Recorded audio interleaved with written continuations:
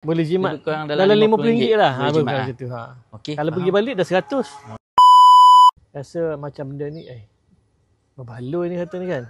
Minyak pun dari segi minyak saya rasa ada lah perbezaan juga. Masa tu saya bawa speed dalam 1415 juga, laju juga kan. Tapi ya boleh save lah dalam 20% gitu lah. Full tank, highlight saya pakai Euro 5. Okay. Full tank 200, bukan dalam 240 lah.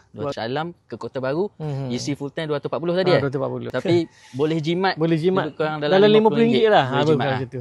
Okey. Kalau pergi balik dah 100. Tu daripada segi minyak lah kan. Kalau dari segi performance tadi abang cakap memang performance memang mantap lah. Sedap lah. Dia punya pick up tu saya sedap. Lepas tu saya try masuk dekat HRV. HRV dia lembab sikit kan. Dia 1.8 lembab sikit. Ni saya pergi ke Sepang. Try cucuk. Pegang cucuk masuk highway kan. Seringan kata memang terasa. Memang terasa. Itu pun saya letak kat situ dulu. Ini tak jalan kan. Tu nampak. Oh, ada pasang. Tu. So kereta ni daily drive abang?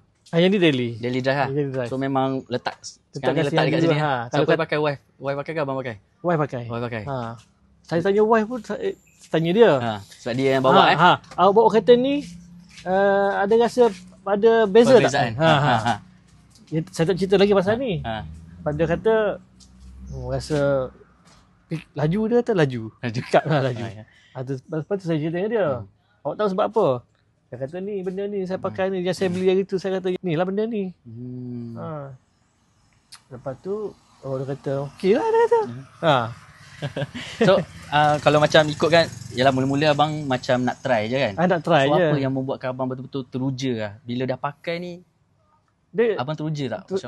Teruja pasal dia performance dia tu. Performance performance dia.